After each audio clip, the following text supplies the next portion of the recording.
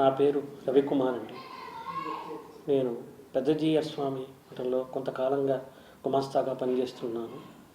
అలాగే cable business ఉంది, real estate వ్యాపారం కూడా చేసుకుంటూ ఉన్నాను. గత 2 సంవత్సరాల క్రితము ఏప్రిల్ 29వ తారీఖున 2023 ఆ రోజు పరకామణిలో ఒక తప్పు చేశాను. నేను ఆ తప్పుకు ప్రాయశ్చితంగా నేను మా కుటుంబం మహాపాపంగా భావించి నా ఆస్తిలో 90% స్వామివారికి ఇవ్వాలని అనుకున్నాము. అలాగే స్వామివారి పేరు రాసి ఇచ్చాము. కానీ దాన్ని కొంతమంది మరోలాగా భావించి దాన్ని ఇంకోలాగా మాట్లాడుతూ కొందరు ఒత్తిళ్లతో నేను చేశానని, కొందరికేవో నేను డబ్బులు ఇచ్చానని, ఆస్తి రూపంగా ఇచ్చానని ఏవేవో మాట్లాడుతున్నారు. అది కాకుండా నా ఆస్తి నేను స్వామివారికి ఇవ్వటానికి ఎవరికో ఎందుకు ఇస్తాను చెప్పండి. అది కాకుండా నన్ను కొంతమంది బ్లాక్మెయిల్ కూడా చేశారండి. ఆ బ్లాక్మెయిల్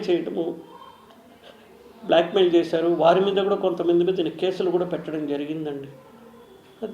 నా బాడీలో, నా అవయవంలో నేను కొన్ని శస్త్రచికిత్సలు చేసుకున్నానని ప్రైవేట్ పార్ట్లో దాని గురించి చాలా అసభ్యకరంగా మాట్లాడారు. ఇది గత 2.5 సంవత్సరాలుగా 3 సంవత్సరాలుగా నేను, నా కుటుంబ సభ్యులు, నా భార్య పిల్లలు మనోవేదన చెందుతూనే ఉన్నాం. ఈ రోజు వరకు కూడా మేము ఆ బాధ నుంచి కోలుకోలేకుండా ఉన్నాము. వాటి గురించి డిబేట్ పెట్టడం, మా గురించి అసభ్యంగా మాట్లాడడము మేము తీసుకోలేకపోతున్నామండి. దీన్ని పై న్యాయస్థానం వారు నాకు ఎటువంటి వైద్య పరీక్ష నిర్వహించినా కూడా నేను దానికి సహకరిస్తానని, దానికి నేను సిద్ధంగా ఉన్నాను. ఆ యొక్క వైద్య పరీక్షలు లేవని నేను నిరూపించుకుంటాను. ఎందుకంటే అవన్నీ అవాస్తవాలు. వీరు చెప్పేవన్నీ ఏది కూడా వాస్తవాలు కాదు.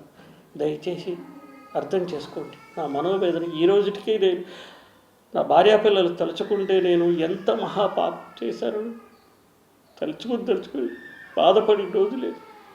దయచేసి please. Local to global news at your finger tips. మీ చేతిలో ఒక ఆయుధం. Download R TV app. Media legend Ravi Prakash is back.